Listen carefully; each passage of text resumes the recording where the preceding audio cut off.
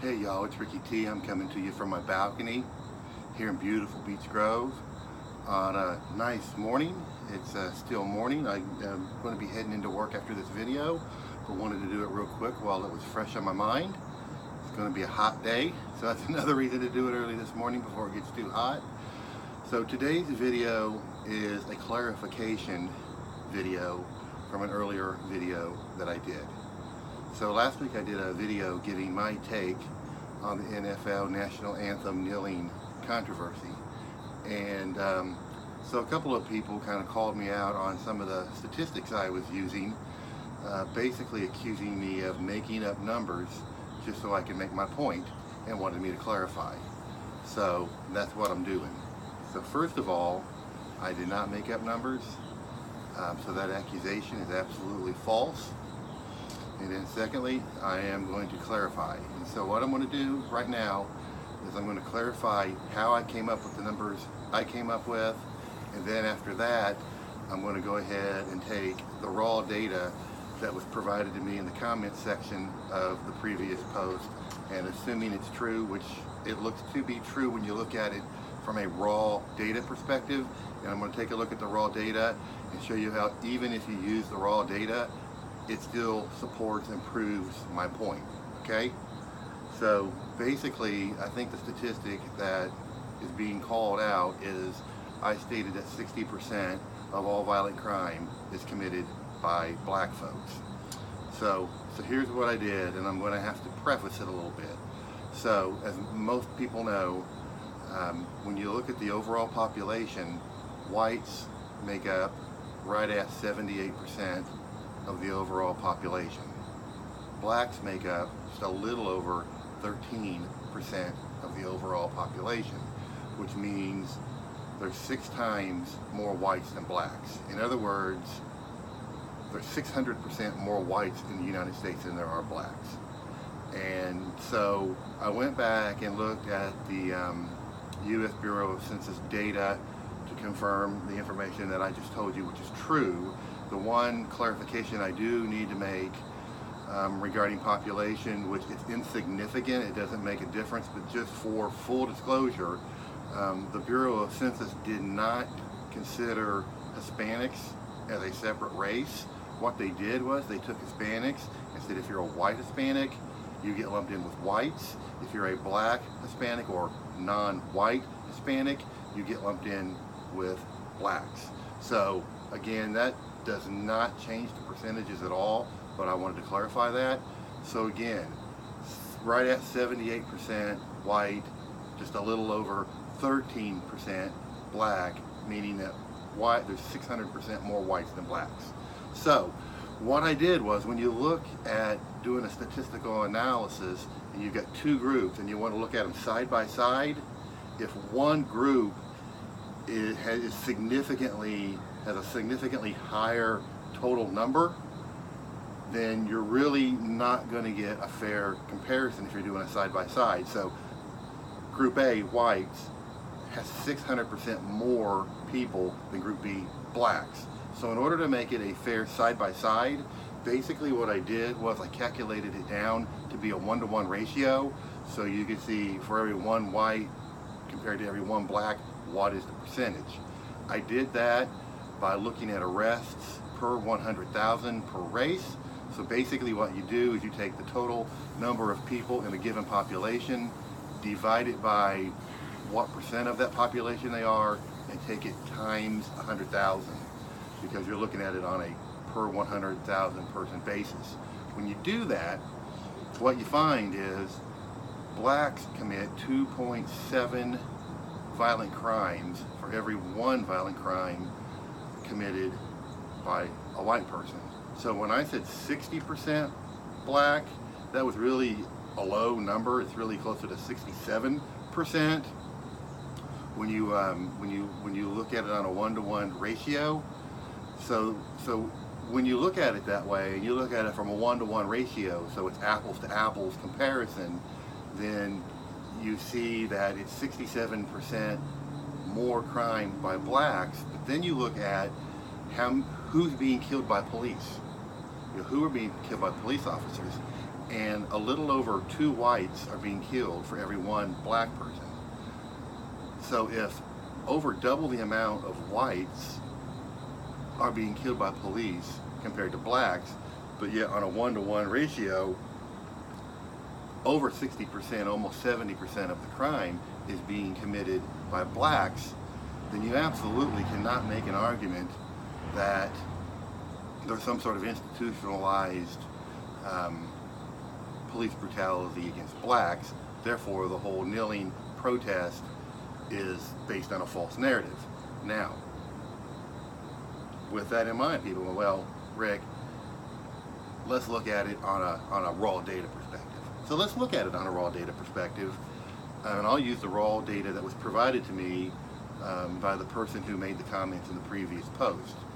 And so those stats say that raw data, even though there's 600% more whites than blacks, whites commit 59% of all violent crime, and blacks commit 37% of all violent crime. So we'll use those numbers and take them as truth. So let's take a look. So if blacks are committing 37% of all violent crime, but yet they make up 13% of the total population, that means blacks make up over double the amount of the violent criminal population versus the per capita percentage of overall population, whereby if whites commit 59% of all violent crime, but they make up 78% of the overall population, that means that whites are committing a disproportionately less amount of violent crime per capita versus their overall population.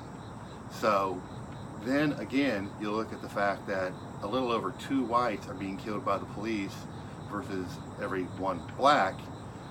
That shows you that even when you look at the raw data, whites commit 22% more crime than blacks. Even though they are 600% more of the population, they do commit, raw data wise, 22% more crime, but they are being killed at over 100% more than blacks. So if you were to look, what you would assume if all things were fair, that whatever percent of violent crime any given group was committing, you would have that same percent of people being killed by the police. That would mean you would expect that whites would be getting killed at a rate of 22% more than blacks, since that's how much more crime they commit than blacks in the raw data. But in reality, they actually are getting killed at over 100% more than blacks. So it's very clear. The data shows that whites are being killed by the police in a much higher, more disproportionate rate than blacks.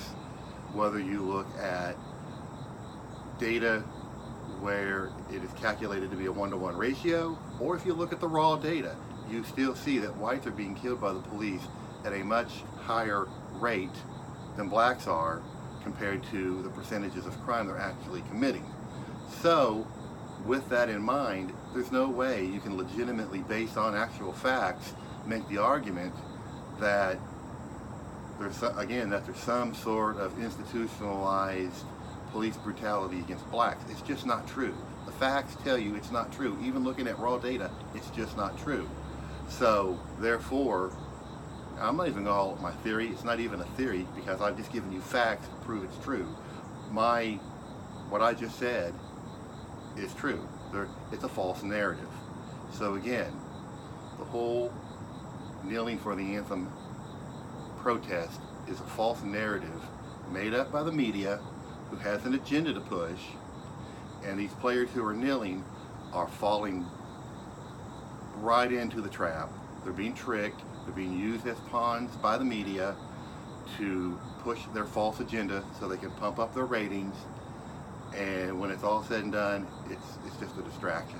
Okay, so there's my clarification. Whether you look at it calculated down for a 1-to-1 ratio, or you look at the raw data, either way, there's no institutionalized police brutality against blacks. Now, a couple more things real quick. I'm going to tell you, I've got 2 posts I've done this morning prior to this video.